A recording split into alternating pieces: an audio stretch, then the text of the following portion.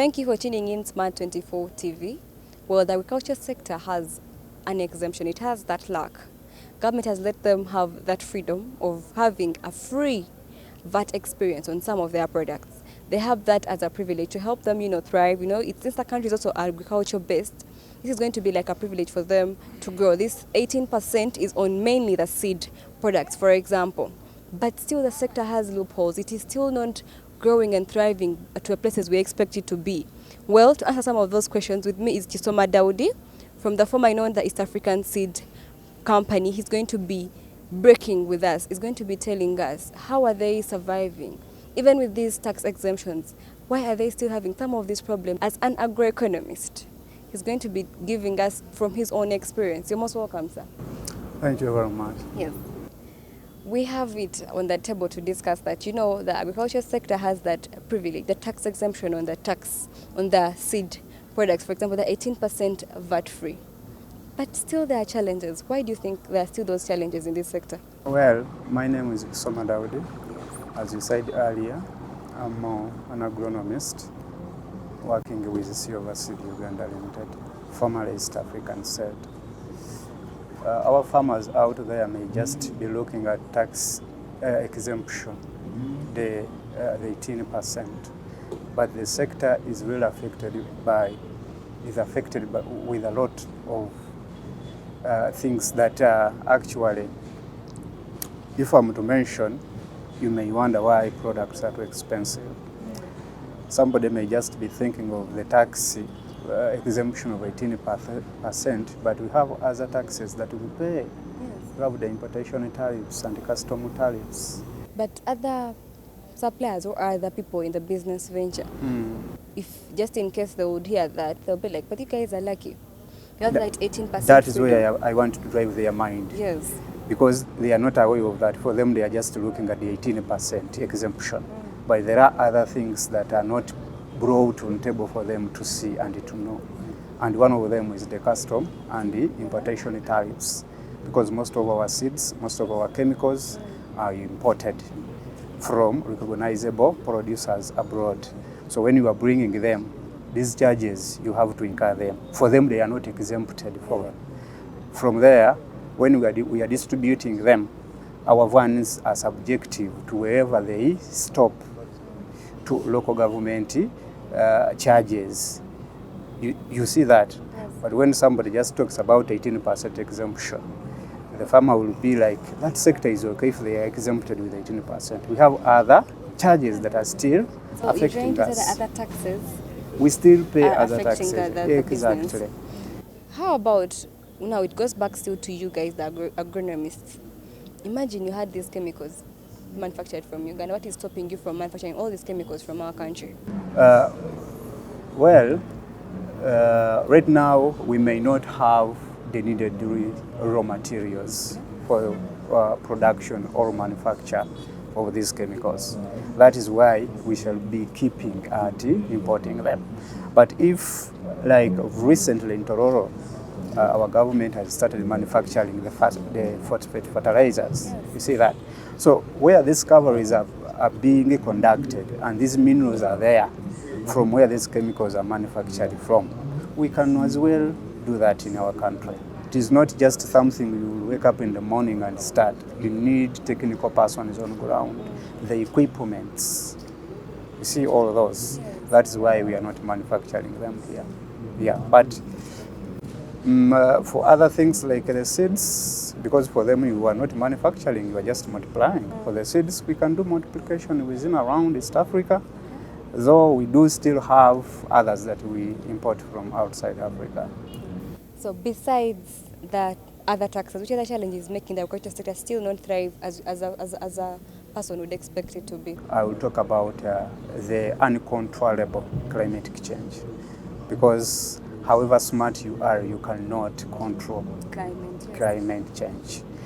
The season has been always from this month up to the other month, but this time around, it isn't. Now, for you to be in a position to cope up with that, it may not be necessary. Number two, our farmers still have less knowledge about the industry. Our farmers have always been used to growing indigenous crop varieties, not using chemicals, but here we are looking right now at advancement in whatever that we are doing. We are reducing on growing something that will spend 7-8 years to give us the produce, to something that we can grow in 2 years to give us the produce. You see that? So our farmers will do still lack information. The other thing is the policy making from our central government. Just as I said earlier, that somebody will be just looking at the 18% exemption and be like, that sector is okay. But we have other taxes that we still what? But still, agriculture still gets the most highlights in a year, for example. When centers when that money came, mainly circles, I'm a farmer, I have this or this. When NADS actually there for you guys, Narrow is there for you people.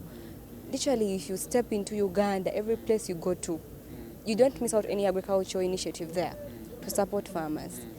But still, is the problem with our value addition? You know, this is a chain whereby at every step there are the controllers available there. You mess up with one controller, the whole system is gone. Spoiled, yes. It's spoiled. So you may see that from production stage, transportation to processing is okay. Then the packaging comes to be what? A problem. So that one may be still a challenge, to us that we can control it, because it is a process. At every stage, there are certain things attached that must be fulfilled for it to thrive. Yes. What is lacking with the awareness? I thought all resources are available. School is there, besides school, the internet is there to inform these farmers. Even without the internet, for example, local governments, there are those plans through the local government, through the RDC's office. People get to know there's something for farmers somewhere. Why is still there? Why is there a problem? Yes, to, I will say, a small extent, internet is there.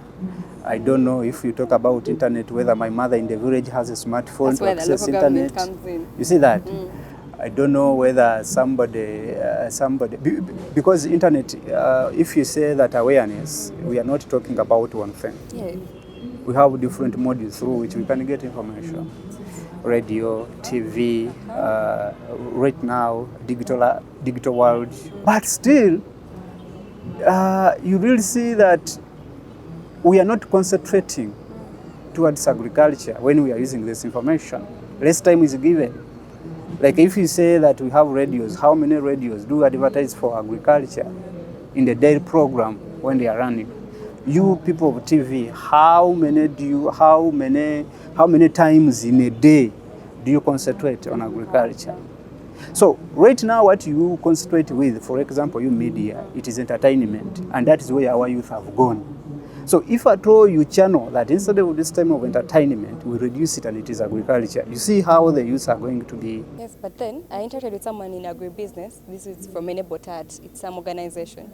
They said even besides youths giving them a chance to, get into agriculture, they are still lacking the fact that they haven't experienced the adventures or the beauty in agriculture. And that one comes from you being aware of what you are doing. And having, you guys in agriculture sector should look at sharing success stories. Like if there's a livelihood program for the youth, where they come and, what, I got this money from, for example, youth livelihood program, or from UWEP for the women, I would learn a lot. Like people would have that chance.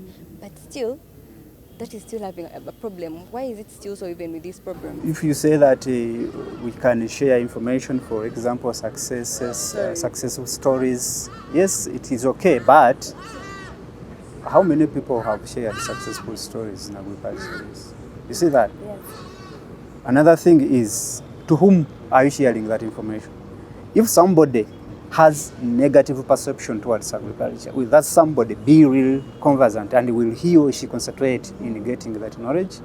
Of course, So here, the basic problem here I see is that the society, though calculation, statistics have it that agriculture is a backbone, but less has been done in terms of awareness.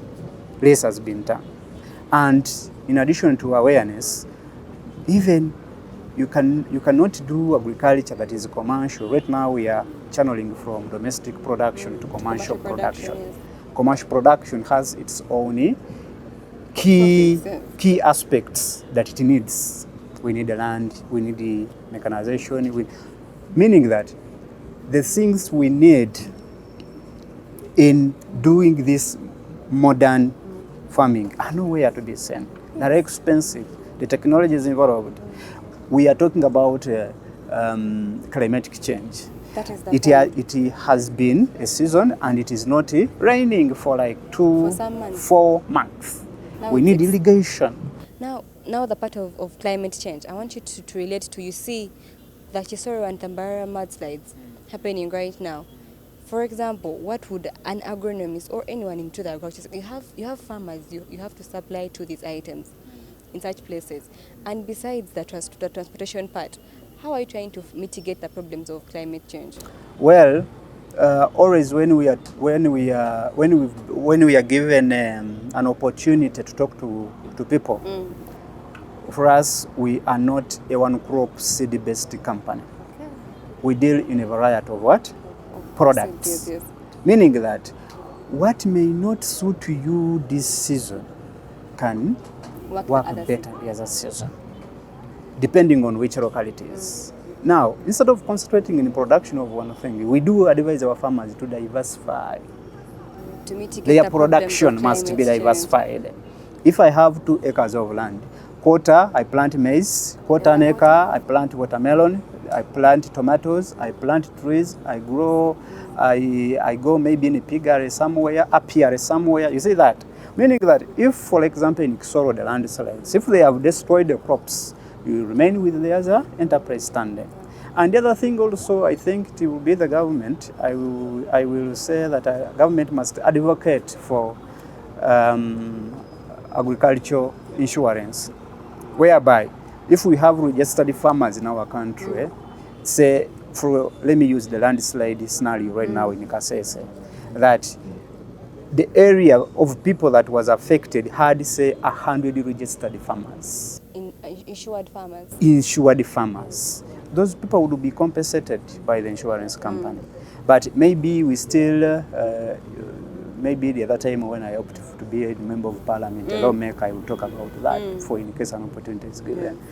So, very many things needs to be put in line to say that the sector can really make what people suspect it of.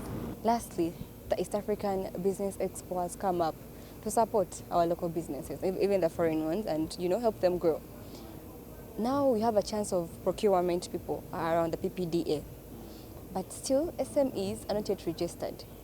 You as a registered venture, give us some of the benefits you've gotten to entice other guys to come and get into registration, or they come and be procured about something. Well, registration, our country and everything moves by rule of law.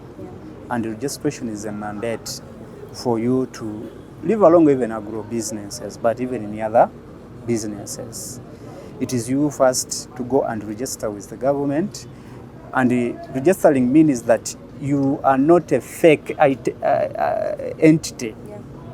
You really exist. You comply with the paying tax to the government. You will not bring things that will cause harm to the environment, to the people. You are genuine.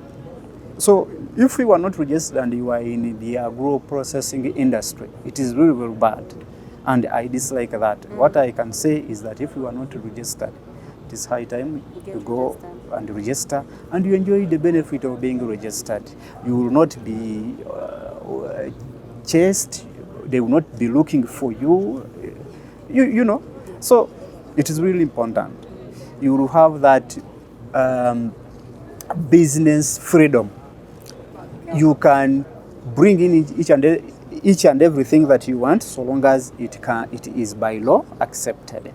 So there isn't any way you will to succeed in agro processing business when you are registered. I argue every person that is not registered to go and be registered. Thank you very much, Mr. Daudi. See, this conversation has really been driven towards helping a farmer out there to understand that even with the tax exemption the agriculture sector has, there's still a lot to be done in terms of diversification and value addition. Thank you very much.